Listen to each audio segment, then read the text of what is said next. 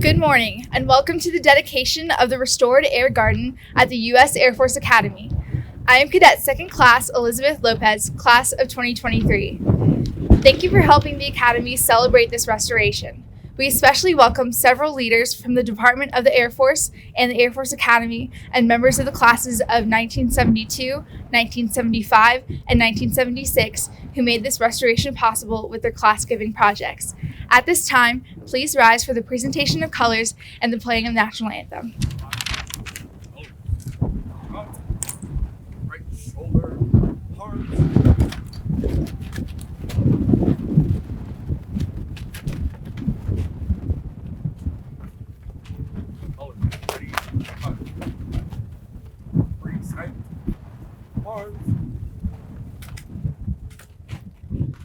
Oh, say, can you see by the dawn's early light what so proudly we hailed at the twilight's last gleaming, whose broad stripes and bright stars through the perilous fight o'er the ramparts we watch were so gallantly streaming, and the rocket's red glare, the bombs bursting in air, gave proof through the night that our flag was still there.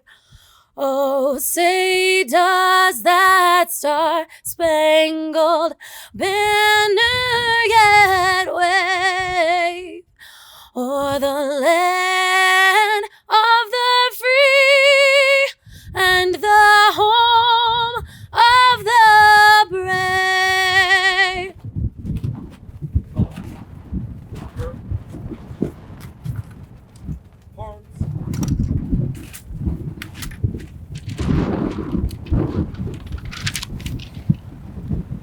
Thank you, Staff Sergeant Hedrick. You are sitting and standing in the Air Garden as it was envisioned by landscape architect Dan Riley in 1955 and close to what it was like until 1975. That year, the Air Garden pools, fountains, and recessed areas were filled with dirt. In 1994, the fountains were returned to the garden, joining the Eagle and Fledgling statue and the Graduate Memorial Wall on the other end. Over the last 5 years, the previously mentioned class-giving projects made it possible to return to the original design with reflective pools, sunken lanterns, and walkways that we are dedicating today. It is now my pleasure to introduce the 21st Superintendent of the U.S. Air Force Academy, Lieutenant General Richard Clark, Class of '86, to offer a few remarks.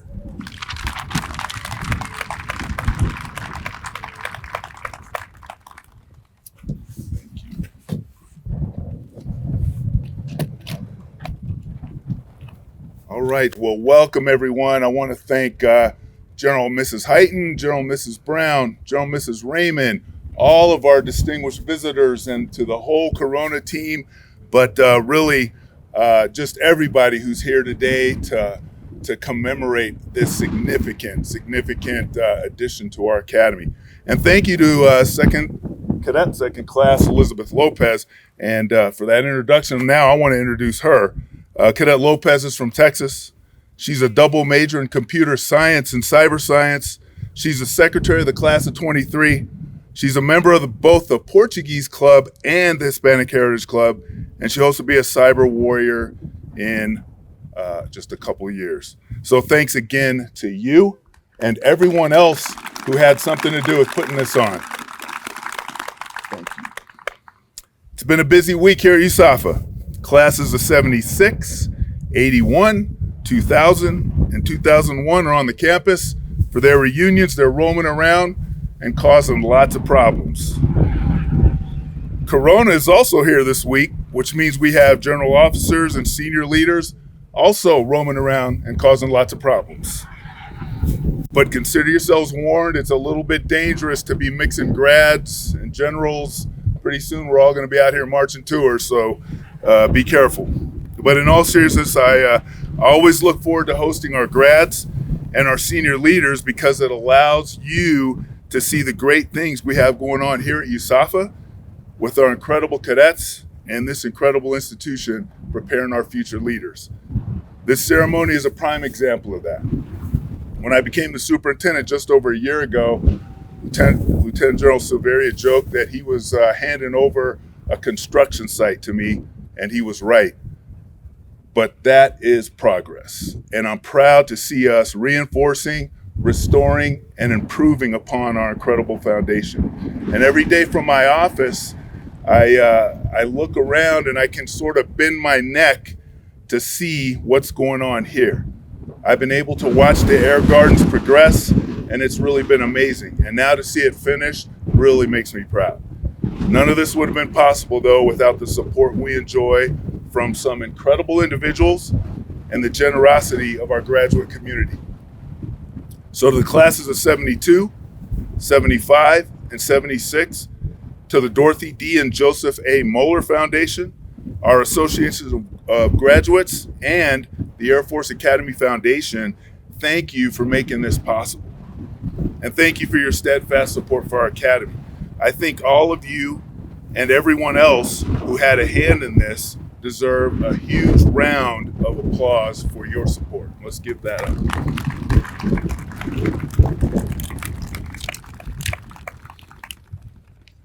You're making a direct impact on the cadet experience and for the experience of leaders for generations to come. And today you can see the Air Gardens back in their original form as a centerpiece of our campus. It's hard to stand in these Air Gardens and not be inspired. Within the 700 square feet, you can see at the north end, first, and perhaps most importantly, our flag, a symbol of our common and noble purpose, and our unified commitment above all else to support and defend the Constitution of the United States. Next to our flag is the memorial wall. It contains the names of graduates who made the ultimate sacrifice in service to their nation. Their names represent a selfless devotion to duty and give our cadets a great example of courage. Across from the cadet library is the Reisner statue. Brigadier General Robbie Reisner was a giant of the Air Force, part of a legendary group who served 3 wars, built the Air Force, and gave us an enduring example of courage and dedication. And during his time in the Hanoi Hilton, he was singled out for punishment. But when he heard his fellow prisoners singing the Star-Spangled Banner to support him, he said in that moment, he felt like he was 9 feet tall and could go bear hunting with a switch. His statue reminds our cadets to lift each other, to elevate performance, so they too can feel 9 feet tall as they strive for excellence. On the western side, we have the 9/11 Memorial, which was recently moved into the Air Gardens from across the terrazzo. From the class of 1987, Leroy Homer was the first officer on United Airlines Flight 93, which crashed into the field near Shanksville, Pennsylvania on 11 September 2001. From the class of 1974, Charles Edward Jones was a passenger aboard American Airlines Flight 11, which crashed into the North Tower of the World Trade Center that day. The class of 1976 dedicated the memorial to honor Jones, Homer, and all Americans who died in the attacks on 9/11. It includes an actual girder from the World Trade Center and 2 granite slabs representing the Twin Towers atop a 5-sided foundation that represents the Pentagon. At the south end, next to Mitchell Hall, just behind me, we have the Eagle and Fledgling statue, a gift from the Air Training Command in 1958. Inscribed on it are the words, "Man's flight through life is sustained by the power of his knowledge," echoing the purpose of the Academy to educate and train effective leaders armed with the skills and knowledge they will need to guide our Air Force and Space Force into the future. The Air Gardens also features new outdoor classrooms which generate a lot of interest and excitement. There's our dean. They provide an opportunity for reflection and education in an open space They've also provided some added benefits as we've had to get creative with space due to COVID-19, and the cold breeze will help keep our cadets awake in class. That's for you, Dean. Even the trees in these gardens are symbolic. These trees will grow as our academy grows, signifying the steadfast progress of our cadets, our institution, and our Air Force and our Space Force. I look forward to visiting someday in the future and seeing the growth of these trees and the matched growth and the capabilities of our cadets, our academy, and our airmen and guardians. So once again, thank you to everyone who made this possible. Even with all the excitement going on, and be ready, because today we're going to take down the Aztecs. The dedication of our air gardens is the highlight of this day and another great day at our academy. And it's a true honor to be here and take part in this ceremony as we recognize this important occasion. Thank you. Yeah, we'll pass that to you. Thank you, General Clark. Now I would like to invite Lieutenant General Retired Mike Gould, class of 76, to offer a few remarks. General Gould is the CEO of the Association of Graduates and the Air Force Academy Foundation and served as the 18th Superintendent of the Academy. Thank you, Elizabeth, and to our honor guard and all of you for being here today. It's an absolute honor for Paula and me and several of our classmates to be able to take part in this. This has been a long-standing need at our academy, but it's one of those needs that never quite made the cut for appropriated dollars with all the other things in our infrastructure to preserve this academy. But thanks to some tremendous friends of the academy, the donors, the classes of 72, 75, and 76, along with the Dorothy and Joseph Moller Trust, this is a reality today. And here's where it goes back in my mind. When I arrived here in 2009 and I took the flag from Lieutenant General John Regney, the 17th Sup, a longtime friend and mentor, he looked me in the eye and he said, "Gould, you need to renovate the air gardens." Yes, sir. Got it.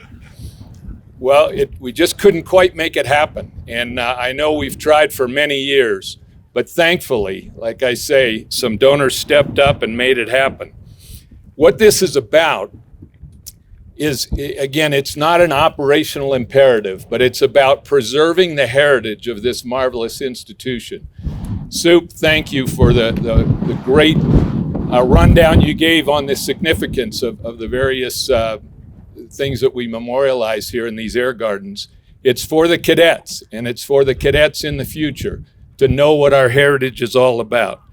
It would not have happened without a lot of partnerships, and I'll just mention a few. G.E. Johnson Construction, Encore Electric, Colorado Hardscapes, and Matrix Design, an engineering design company headed up by an 83 grad, Dan Schneff. We're grateful for all the work that they've done.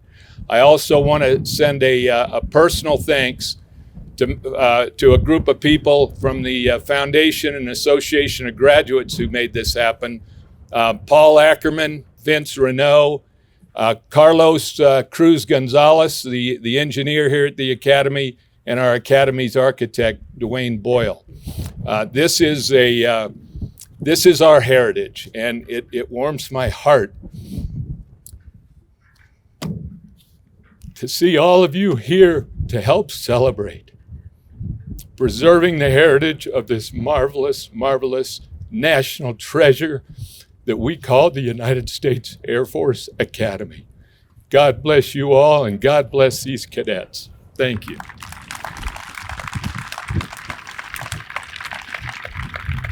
Thank you, General Gould.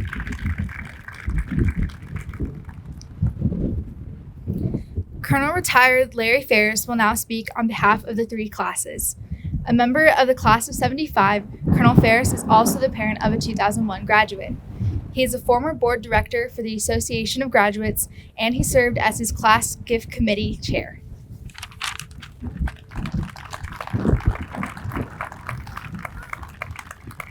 Good morning, General Clark, General Gould, General Brown, and distinguished Corona attendees. Welcome, of course, but special welcome to the members of the 3 fundraising classes. So one time, as I say them, we're going to say our class motto. So class of 72, class of 75, and class of 76. I thought that was pick up sticks. No, it isn't. We're drawn together to fund this project because as the classes, we were looking for special projects to be able to accomplish something meaningful for the Air Force Academy. They were similar in that we were all looking for certain things, all 3 classes, having something that's meaningful from our cadet experience. And the Air Gardens, they were in their heyday when we were here, when these classes were around this place. And the Air Gardens were special to us, and they meant something to us. We also wanted something to have a long-lasting effect on current cadets as they go through the academy, to have an impact if we're going to raise those funds to be here. The last thing is something that's going to last our collective lifetimes as members of the classes of 72, 5, and 6. And you know what? The Air Gardens restoration fit that bill perfectly. This is sort of like Paul Harvey with the rest of the story. You know, we've been officially welcomed here, and we're going to officially dedicate this. But I've been asked to tell a little of the story behind how this happened. You know, the Academy, of course, did have a wish list of things it could do, and fairly far down there was the Air Garden project. But at our 40th reunion in 2015, the class 75 took on, we're going to do something. And we spent a full year researching that list, trying to pick just the perfect things. Our class selected 2 things, fund contrails for perpetuity. That was an easy one. Doing the Air Gardens, that turned out to be a very hard project to complete. But in 6 years, here we are. We chose this because we also wanted something we'd have an impact, our dollars have an impact. We ideally wanted to fund 50%. And so our target was to raise $1 million plus on a $2 million project. Things escalated a little bit along the line. That project ended up significantly more expensive.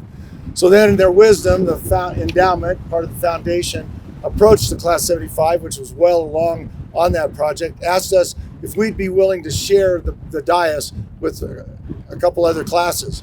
We said, well, the reality is the project's growing. Our share is getting less and less. We need some brothers to come forward and join us. But we did have a request that it be 2 classes that meant something to the class 75. So class 72, you were larger than life when we were here as freshmen at the Air Force Academy as 4th classmen. And you were almost mythical figures to us. So we wanted our senior class to be invited. And then the class of 76, I don't know how this happened exactly, but they're like a sister class to us. And we all feel very close to the class of 76. So we specifically asked that they be approached. Of course, they were looking for giving opportunities at the same time. And they said yes. And we couldn't have been happier to share this day collectively with 72 and 76. Under the leadership of General Bill Tooney from the class of 72 and his committee, and then all the donors, they were very successful with their effort. Class of 76 was under Colonel Retired Joe Isaki and all of his committee members, and they were successful. Collectively, the 3 classes collected over $3 million toward this project. And we did bust that 50% barrier on the cost of the project. Very generous givers. There were several givers in each class that, if time permitted and their humility allowed, I would read their names off. But there were people in our classes, each class, that gave 6 figures towards this accomplishment of this goal. Tremendous generosity. And why? Why? Well, that's where the long blue line comes into play.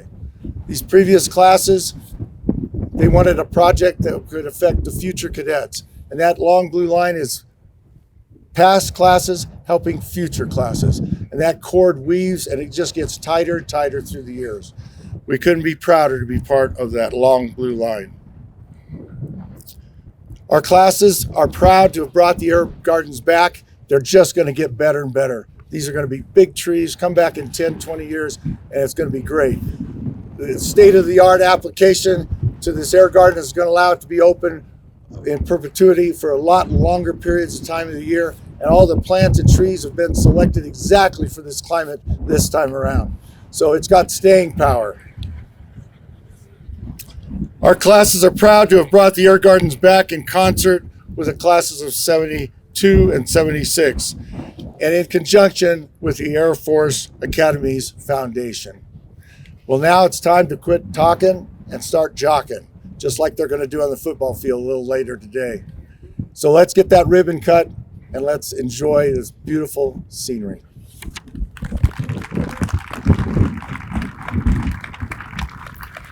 Thank you, Colonel Fariss. Now it's time for the official ribbon cutting with General Clark, General Gould, and Colonel Fariss doing the honors. While they line up, I have one final announcement, which will conclude the program. After the ribbon cutting, you will have 30 minutes to tour the Air Garden before we need to load the buses to transport you back to the Cadet Field House.